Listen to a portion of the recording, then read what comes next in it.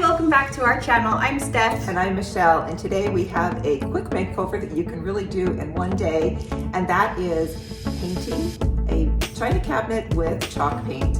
I was able to redo this cabinet in really no time at all. The hardest part for me was removing this mesh hardware wire on here, but the rest of the painting job went super quick. First off, there are so many choices of paint to use when painting furniture, so it's easy to get overwhelmed and wonder what kind of paint is best to use. So be sure to tap that description box below.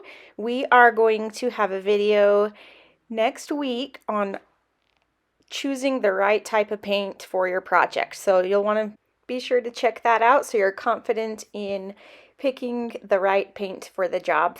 But again, for this video, we are focusing on the use of chalk paint, and we will also put a link with all the supplies needed below.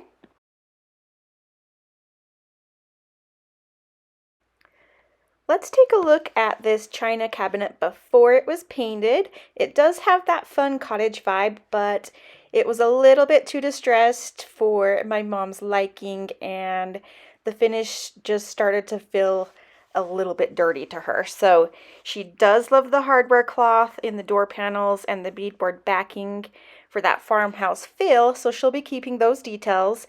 And the original hardware is painted, so she's going to freshen that up a little bit too.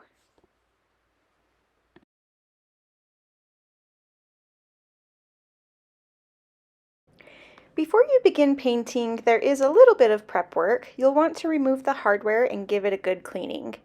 Because this china cabinet is close to my parents' kitchen, we thought it would be a good idea to use a degreaser, and we like to use TSP for that. But Dawn dishwashing liquid would also be a good alternative. Once the china cabinet is clean, then you're ready to paint. We also removed the hardware cloth just to make it a little bit easier to paint in the back panels of the doors. Since this piece was a little bit heavy for us to move, we decided to just paint inside as well. So we just laid down a blanket. We didn't care about getting dirty and propped up the legs on some canned goods.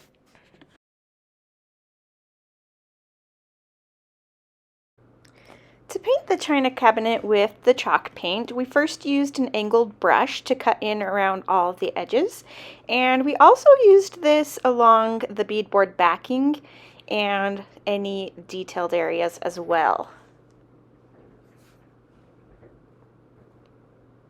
Then for the remainder of the cabinet, you'll find that a high density foam roller is the quickest way to paint any piece of furniture. It gives you a nice smooth finish, and it's really pretty fast.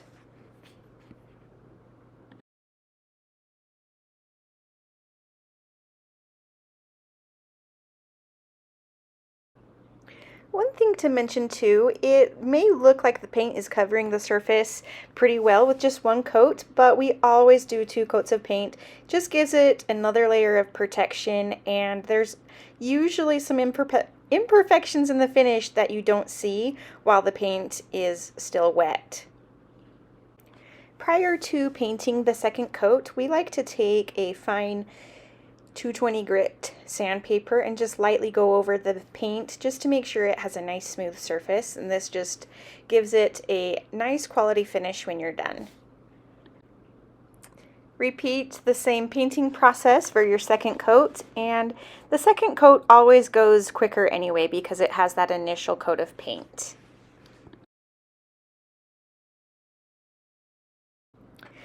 Now, distressing your cabinet is always optional. We do like to add a little bit of distressing.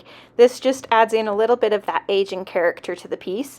And if you look closely at this china cabinet, you can see the wood itself has tiny holes to simulate aged and vintage wood. So in this case, it seemed appropriate to distress the piece a little bit. Make sure your piece is completely dry before moving on to distressing. And to do this, you'll just take that 220 fine grit sandpaper again and just rub gently on areas where there would be normal wear and tear on an old cabinet. We like to focus on the sides and the corners. And when you're finished distressing, just simply wipe the entire piece down with a damp cloth to remove all of the dust.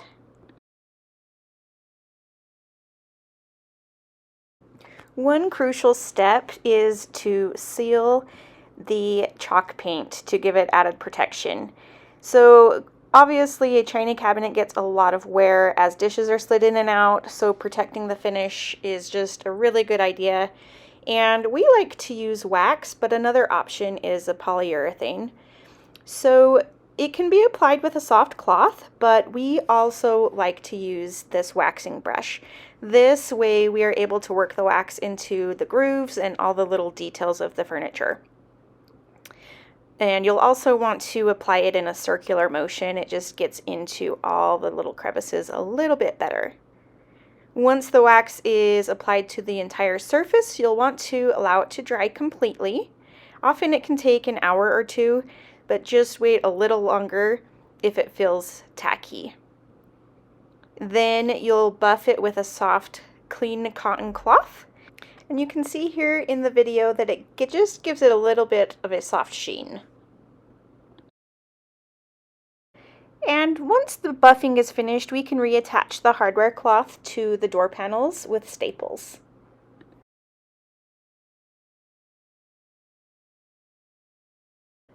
Now it's time to freshen up this hardware. You can see that it is completely covered in paint. And that's not the look that my mom was going for this refinished piece. So a little trick that you can do to easily remove paint from hardware is to simmer it on the stove. You can also let it simmer in a slow cooker as well. And once you see the paint start to loosen from the hardware, you can remove it from the hot water and scrub the paint off with a brush.